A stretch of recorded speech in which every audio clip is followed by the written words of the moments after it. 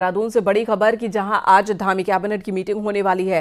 Cabinet की बैठक में यूसीसी की नियमावली पर मुहर लग सकती है और इसी के साथ कई और प्रस्तावों पर भी मुहर लग सकती है। सचिवालय में सुबह 9:30 बजे से मीटिंग होनी है। धामी कैबिनेट की आज मीटिंग है। जो सबसे ज्यादा इस वक्त आकर्षण में बात है वो ये कि क्या यूसीसी की नियमावली पर मुहर लग जाएगी, क्योंकि ये बात कही जा रही है कि इस रविवार यानी कि 26 जनवरी से पहले यूसीसी लागू कर दिया जाएगा प्रदेश में। और यूसीसी को लेकर कर्मचारियों को जो ट्रेनिंग दी जा रही है उस ट्रेनिंग का आज आखिरी दिन है। पोर्टल को लेकर कल मॉक ड्रिल का आयोजन होना है। इससे पहले आज धामी कैबिनेट की मीटिंग है और यही उम्मीद जताई जा रही है कि आज की मीटिंग के मुख्य एजेंडे में यूसीसी शामिल है और उसकी नियमावली पर आज मुहर लग सकती है। सुनील नवप्रभात हमारे सहयोगी इस वक्त हमारे साथ जुड़ चुके हैं। सुनील, आज का दिन बहुत ही महत्वपूर्ण है। यूसीसी की नियमावली को लेकर कहा जा रहा है कि कैबिनेट में मुहर लग जाएगी और साथ ही कई और अहम भी प्रस्ताव रखे जाने हैं। बिल्कुल मेनिका, और जिस तरह से हम लगातार अपने दर्शकों को ये बात बता रहे थे कि 26 जनवरी को यूनिफॉर्म सिविल कोड लागू करने की घोषणा की जा सकती है। मुख्यमंत्री पुष्कर सिंह धामी भी लगातार ये बात कहते रहे हैं कि हम जनवरी में यूनिफॉर्म सिविल कोड लागू करेंगे। लेकिन इसमें अभी तक जो अड़चन थी, एक तो ट्रेनिंग का था कि अभी तक कर्मचारियों की ट्रेनिंग नहीं हुई थी। आज ट्रेनिंग का जो शेड्यूल है वो भी कंप्लीट हो जाएगा और उसके बाद इसकी मॉक ड्रिल भी की जाएगी कि किस तरह से जो ऑनलाइन पोर्टल है वो काम करेगा, किस तरह से जो कर्मचारी जिन्होंने ट्रेनिंग ली उन्होंने उनका एक मॉक ड्रिल यहाँ पर कराई जाएगी। आज की जो कैबिनेट मीटिंग थी इसमें जो कैबिनेट मीटिंग होगी इसमें यूनिफॉर्म सिविल कोड की जो नियमावली थी, क्योंकि उसका अभी तक नोटिफिकेशन नहीं हो पाया था। अक्टूबर 2024 में जो यूनिफॉर्म सिविल कोड की जो कमेटी थी जिन्होंने इसकी रूलिंग बुक तैयार की थी, उन्होंने मुख्यमंत्री को रूलिंग का जो ड्राफ्ट था वो सौंप दिया था। तब से लगातार विधायी विभाग में इसका परीक्षण चल रहा था, इसके ट्रांसलेशन किए गए, हिंदी और इंग्लिश अलग अलग अनुवाद किए गए और अब विधायी विभाग से इस पर मुहर लग चुकी है। तो आज इसको कैबिनेट में इसकी मंजूरी ली जाएगी, नियमावली पर डिस्कशन होगा। कैबिनेट से अगर मंजूरी मिलती है तो किसी भी दिन इसका नोटिफिकेशन जारी किया जा सकता है और उसके बाद जैसे कि न्यूज़ 18 लगातार बताया जाता कि 26 जनवरी को यूनिफॉर्म सिविल कोड लागू करने की घोषणा की जा सकती है। आज की जो कैबिनेट होगी महत्वपूर्ण प्रस्ताव केवल यूनिफॉर्म सिविल कोड का ही होगा। इसके अलावा हरिद्वार मेडिकल कॉलेज को लेकर भी चर्चा हो सकती है। इसको प्राइवेट हाथों में सौंपने की तैयारी है, उसको लेकर आज कैबिनेट में डिस्कशन हो सकता है। और इसके अलावा 28 जनवरी को यहाँ पर राष्ट्रीय खेलों का आयोजन होना है, प्रधानमंत्री उसका उद्घाटन करेंगे। तो राष्ट्रीय खेलों के आयोजन को लेकर भी आज कैबिनेट में मुख्यमंत्री अपने मंत्रिमंडल के साथ डिस्कशन कर सकते हैं, उनसे बातचीत कर सकते हैं। और साथ ही साथ मार्च या फरवरी में अगर हम कहें अंतिम सप्ताह में यहाँ पर राज्य का बजट भी पेश होना है, तो बजट की तैयारी भी पिछले कई दिनों से लगातार चल रही है, उसको लेकर भी आज कैबिनेट मीटिंग। ठीक है, तो बहुत ही महत्वपूर्ण आज की कैबिनेट मीटिंग है। तमाम अहम प्रस्ताव लाए जाएंगे और कईयों पर मुहर लगने की संभावना है। धन्यवाद सुनील आपका इस वक्त पूरी जानकारी देने के लिए। तो एक तरफ यूसीसी है, दूसरी तरफ बजट की तैयारी है और तीसरी तरफ जो बहुत ही अहम मसला है नेशनल गेम्स का है, उसे लेकर भी प्रस्ताव लाया जाएगा और उस पर भी मुहर आज लग सकती है। 9:30 बजे मीटिंग होनी है कैबिनेट की।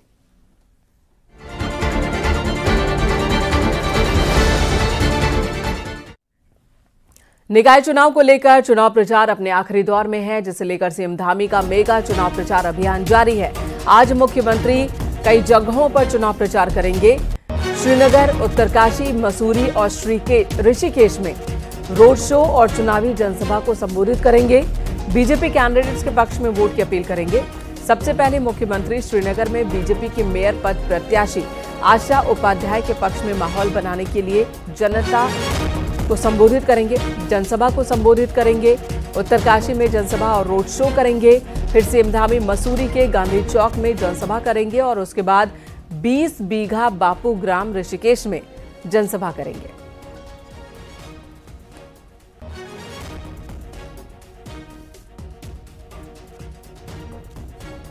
पौड़ी से हमारे सहयोगी आलोक रावत जुड़ चुके हैं। आलोक, मुख्यमंत्री के आज के कार्यक्रम को लेकर क्या तैयारी और किस तरह की तैयारी की गई है?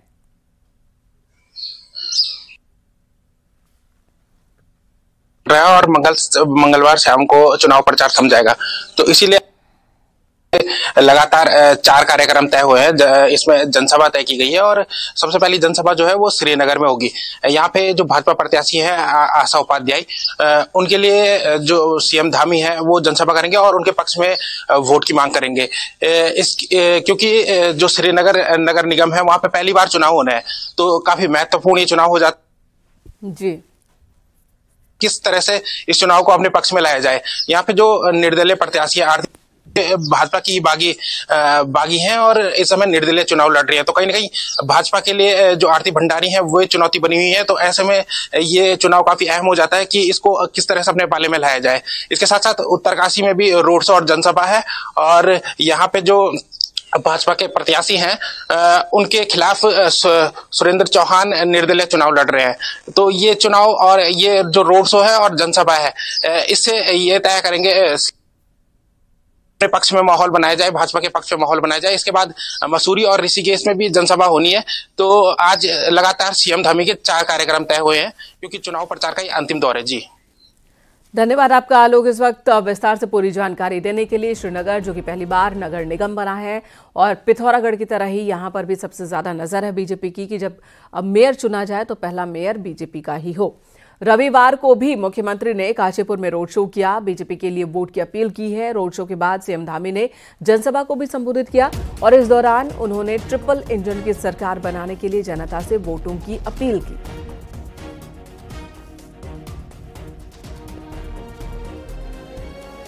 जब देश और प्रदेश की सरकार के साथ साथ निकाय की सरकार भी भाजपा की सरकार होगी, ट्रिपल इंजन लगेगा, तो ये तय मानिए कि आपके क्षेत्र में तीन गुना तेजी से काम आगे बढ़ेंगे।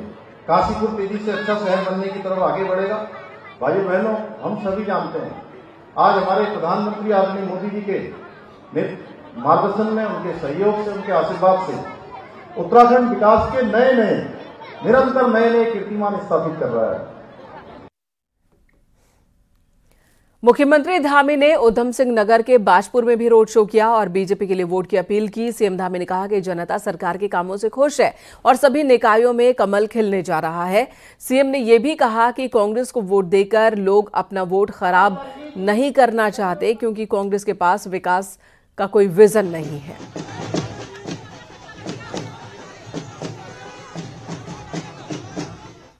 बाजपुर से पहले मुख्यमंत्री धामी ने बनबसा में रोड शो किया, जिसमें बड़ी संख्या में लोग शिरकत करने पहुंचे हैं। रोड शो के बाद सीएम धामी ने जनसभा को संबोधित किया और लोगों से अपील की कि बीजेपी के ट्रिपल इंजन की सरकार वो अपने इलाके में बनवाए। मुख्यमंत्री ने कहा कि बनबसा के नगर निकाय में ट्रिपल इंजन की सरकार बनने के बाद विकास कार्यों में और भी तेजी आएगी। पूरे प्रदेश की जनता का आशीर्वाद मिल रहा है और जहां भी मैं जा रहा हूं, देखिए आप देख रहे होंगे इस समय कड़ाके की यहां ठंड पड़ रही है, लेकिन इस ठंड में भी गर्मी का एहसास हो रहा है। बिल्कुल गर्मी हमारे कार्यकर्ता ला रहे हैं, आम जनता के लोग ला रहे हैं, बड़े बुजुर्ग, माताएं, बहनें, नौजवान सभी साथ दे रहे हैं। और यहाँ राज्य में ट्रिपल इंजन लगेगा, एक तरफा ट्रिपल इंजन लगेगा और विकास भी एक तरफा गति से 3 गुना गति से आगे बढ़ेगा। रुड़की में पूर्व केंद्रीय मंत्री रमेश पोखरियाल निशंक ने ढंढेरा नगर पंचायत में चुनाव प्रचार किया और बीजेपी प्रत्याशी के पक्ष में लोगों से वोट की अपील की है। इस दौरान निशंक ने कहा कि लोग बीजेपी सरकार के कामों से खुश हैं और जनता बीजेपी के साथ है और इसलिए सभी निकायों में बीजेपी की बम्पर जीत का उन्होंने दावा किया। मुझे लगता है कि स्थानीय निकाय के चुनाव में जितना उमंग और उत्साह इस समय देखने को मिल रहा है, मैंने पहले कभी नहीं देखा। हर सीट को हम भारी बहुमत से जीते हैं, हर सीट को। अभी हम यहाँ ढंढेरा में आए हैं, यहाँ पर भी मैं देख रहा हूँ कि लोगों ने मन बना दिया, बीजेपी का अध्यक्ष बनाना है। विकासनगर नगरपालिका को जीतने के लिए बीजेपी ने चुनाव प्रचार तेज कर दिया है। विकासनगर बाजार में पार्टी ने रोड शो निकाला।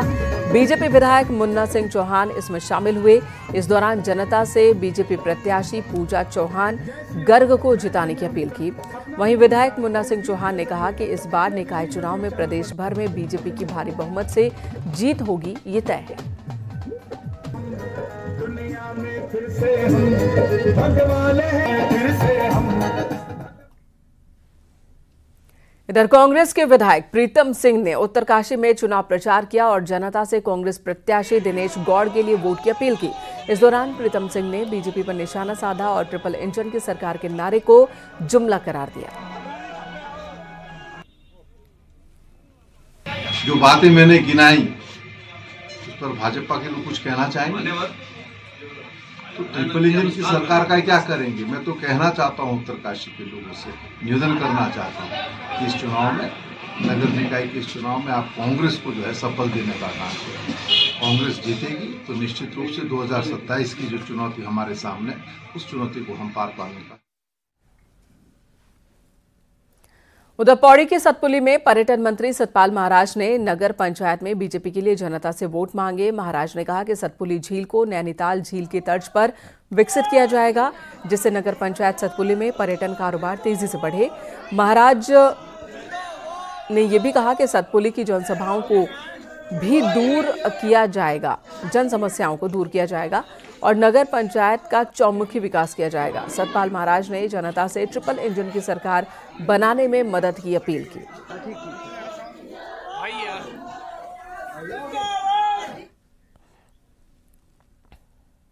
निकाय चुनाव प्रचार आखिरी दौर में है और ऐसे में प्रत्याशी वोटर्स का ध्यान खींचने के लिए तरह तरह के तरीके अपना रहे हैं।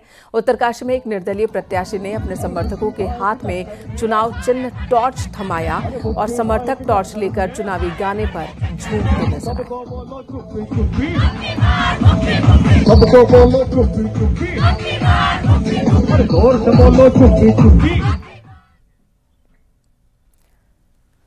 निकायों के चुनावी कैंपेन में अब कुछ घंटे का वक्त ही बचा है। कैंपेन के इस लास्ट मूवमेंट तक पहुंचते पहुंचते बीजेपी ऋषिकेश समेत 4 नगर निगमों में कड़े संघर्ष में घिरती नजर आ रही है और ऐसे में पार्टी कोऑर्डिनेटर में कई तरह के सवाल भी अब गूंज रहे हैं।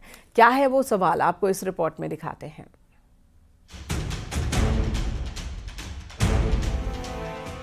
निकाय चुनाव के लिए 21 जनवरी की शाम को चुनाव प्रचार थम जाएगा, यानी कि अब कुछ ही घंटों का समय बचा हुआ है। 11 में से अधिकांश नगर निगमों में बीजेपी और कांग्रेस में सीधी फाइट है, लेकिन 4 नगर निगम ऐसे हैं जहां मामला थोड़ा रोचक बन गया है। सबसे ज्यादा सुर्खियों में है ऋषिकेश नगर निगम, जहां मैदान वर्सेस पहाड़ में कन्वर्ट हुए चुनावी कैंपेन ने माहौल सिरे से बदल दिया है। यहाँ बीजेपी कांग्रेस दोनों पार्टियों ने मैदानी मूल के कैंडिडेट को टिकट दिया, जिसका फायदा पहाड़ मूल के ऑटो ड्राइवर से मास्टर और मास्टर से नेता बने निर्दलीय दिनेश मास्टर के चुनावी कैंपेन को मिलता दिखाई दे रहा है। यहाँ दिनेश मास्टर के साथ पर्वतीय मतदाता गोलबंद होते दिखाई दे रहे हैं। वहीं रुड़की में 35 दावेदार में से बीजेपी ने नए चेहरे को मैदान में उतार तो दिया, लेकिन बाकी 34 नेताओं को मनाने में ही बीजेपी उलझ कर रह गई। नतीजा यहाँ भी निर्दलीय श्रेष्ठा राणा ने मुकाबला त्रिकोणीय बना दिया है। हल्द्वानी और श्रीनगर में बीजेपी अलग अलग कारणों से उलझी पड़ी है। ऐसे में पार्टी का एक धड़ा पार्टी रणनीति और टिकट आवंटन पर भी सवाल खड़े कर रहा है। जनता पार्टी ने बहुत व्यापक चर्चा के पश्चात टिकटों का वितरण किया है। कई स्तर पर चर्चाएं हुई है, जिला स्तर पर अलग चर्चा हुई है, प्रदेश स्तर पर अलग चर्चा हुई है। उसके बाद प्रदेश नेतृत्व के द्वारा सारी चीजों के गहन परीक्षण के पश्चात ही टिकटों की घोषणा की है। और मुझे लगता है कि इस प्रकार के इतने बड़े निर्णय में कहीं न कहीं थोड़ा बहुत नाराजगी तो रहती है। मजबूत संगठन, कार्यकर्ताओं, नेताओं की भीड़ के बावजूद बीजेपी जीत के लिए जूझ रही है। इस हालात के लिए कुछ बड़े नेताओं की जिद को भी कारण माना जा रहा है, जिसके चलते चहेतों को तो टिकट मिला, लेकिन पार्टी का कैडर बेस्ड कार्यकर्ता पीछे छूट गया। बीजेपी के वरिष्ठ नेता प्रकाश सुमन ध्यानी का कहना है कि पार्टी तो यही चाहती है कि जीतने वाले को ही टिकट दिया जाए, लेकिन अचानक कई फैक्टर के कारण निर्णय बदलने से दिक्कतें स्वाभाविक हैं। पार्टी इनको ड्रेसअप करने की कोशिश कर रही है। ये होता है कि पार्टी तो हमेशा, कोई भी पार्टी हो, जीतने वाले को टिकट देना चाहती है, लेकिन अचानक यदि कुछ बीच में परिस्थितियां ऐसी आ जाती हैं, नए फैक्टर ऐसे आ जाते हैं, तो उसमें दिक्कत होती है। उसको ड्रेसअप किया जाता है। हम ड्रेसअप करने की कोशिश कर रहे हैं और मुझे लगता है कि हम ज्यादातर मेयर की सीटें भी, नगर पंचायत भी और नगर पालिकाओं की सीटें भी ज्यादातर बीजेपी अध्यक्ष की जीतेगी। हालांकि इन सीटों को लेकर बीजेपी को पहले से आशंका थी। इसके लिए पार्टी ने इन सीटों पर यूपी सीएम योगी आदित्यनाथ के प्रोग्राम भी सेट किए थे। उसे उम्मीद थी कि योगी आदित्यनाथ के दौरे के बाद माहौल बदल जाएगा, लेकिन कुंभ की व्यवस्थाओं के कारण ऐसा हो नहीं पाया। नतीजा कैंपेन के शेष घंटों में बीजेपी यहां पूरी ताकत भी झोंक सकती है। देहरादून से न्यूज 18 के लिए सुनील नवप्रभात की रिपोर्ट।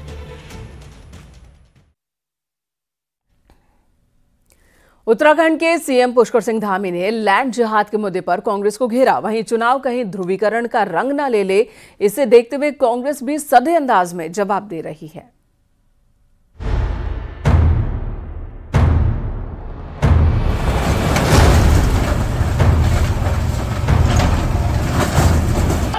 ये वही कांग्रेस है जिसने देवभूमि उत्तराखंड को लैंड जिहाद का गढ़ बना दिया था।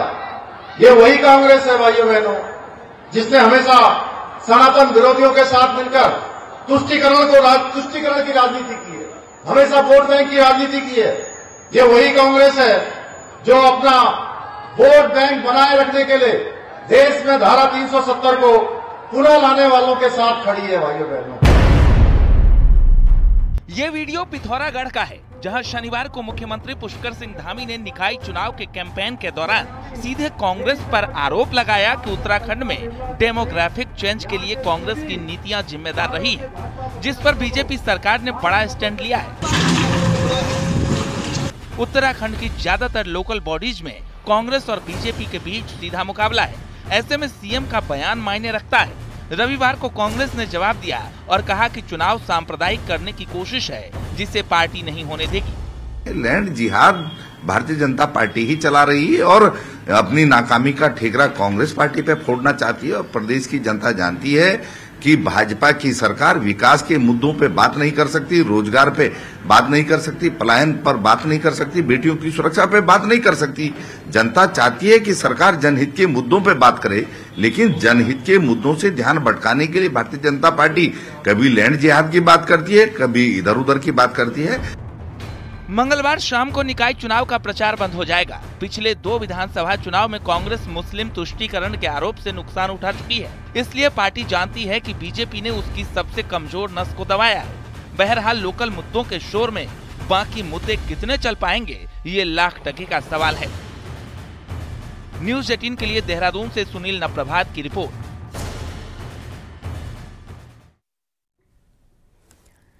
उत्तराखंड में यूसीसी का काउंटडाउन शुरू हो चुका है। देहरादून में यूसीसी को कर्मचारियों की चल रही ट्रेनिंग का आज आखिरी दिन है। मंगलवार को पोर्टल का मॉक ड्रिल होगा।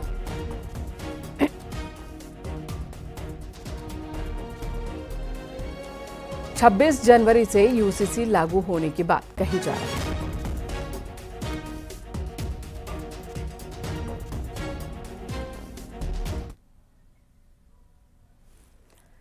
नेशनल गेम्स में अब वॉक रेस को इवेंट के तौर पर शामिल कर लिया गया है। 20 किलोमीटर पुरुष और 10 किलोमीटर महिला वॉक रेस को मंजूरी मिली है। आपको बता दें 38वें नेशनल गेम्स में एथलीट से वॉक रेस इवेंट हटा दिया गया था, लेकिन उत्तराखंड ओलंपिक संघ के अनुरोध पर वॉक रेस को शामिल कर लिया गया है। उत्तराखंड 28 जनवरी से यहां पर नेशनल गेम्स की शुरुआत होने वाली है।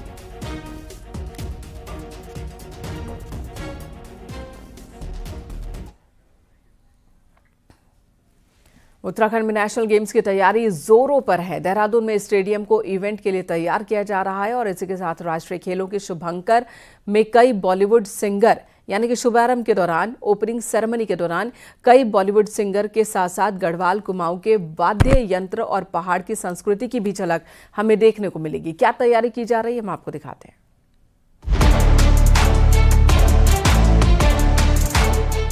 देहरादून में 28 जनवरी को होने वाले नेशनल गेम्स की तैयारी जोरों पर है। 38वें नेशनल गेम्स के उद्घाटन के मौके पर प्रधानमंत्री नरेंद्र मोदी पहुंचेंगे और इस भव्य आयोजन का हिस्सा बनेंगे। ये आयोजन देहरादून के महाराणा प्रताप अंतर्राष्ट्रीय क्रिकेट स्टेडियम में होगा, जिसे खास तौर पर इस इवेंट के लिए सजाया जा रहा है। कार्यक्रम में कई कलाकार अपनी प्रस्तुतियां देंगे। इसके साथ ही गढ़वाली, ढोल, दमाऊ, कुमाऊनी, छोलिया नृत्य और जोनसारी कल्चर की अद्भुत झलक भी इस आयोजन में देखने को मिलेगी।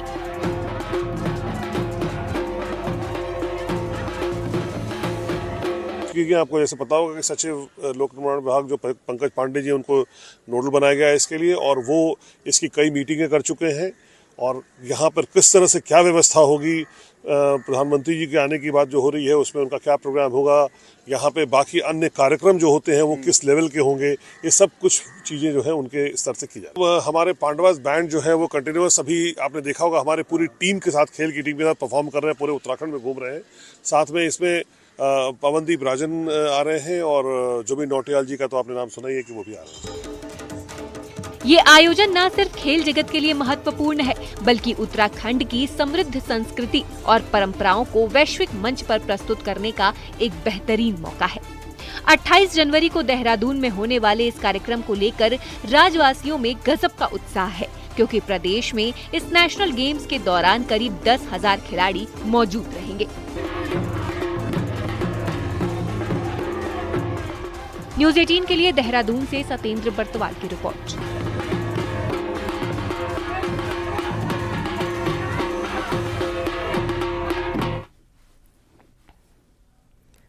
देहरादून से खबर, जहां सेवला कला इलाके के एक पार्क में गोवंश को काटकर फेंकने का मामला सामने आया, जिसके बाद सूचना पर हिंदू संगठनों के लोग पहुंचे। उन्होंने जमकर हंगामा किया और आरोपियों की गिरफ्तारी की मांग करते रहे। मौके पर पहुंची पुलिस ने आरोपियों की जल्द गिरफ्तारी का भरोसा दिया है, तब जाकर लोग शांत हुए।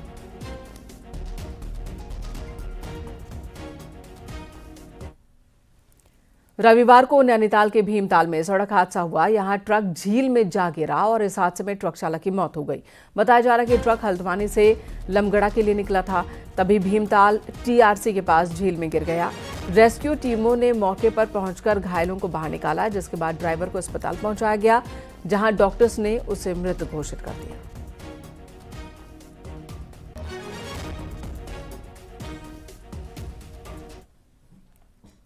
औली में 14वां विश्व स्नो डे बड़े ही धूमधाम से मनाया गया। विंटर डेस्टिनेशन औली की बर्फीली ढलानों में स्कीइंग खिलाड़ियों, पर्यटकों और स्थानीय पर्यटन कारोबारियों की ओर से वर्ल्ड स्नो डे सेलिब्रेट किया गया, जिसके तहत बच्चों ने स्नोमैन बनाया।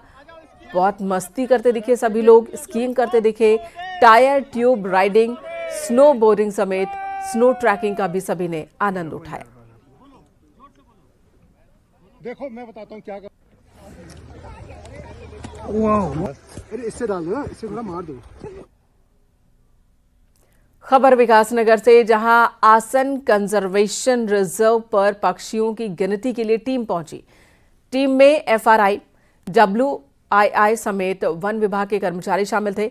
5 टीम बनाकर आसन कंजर्वेशन रिजर्व में देश और विदेश से आने वाले पक्षियों की गिनती हो रही है।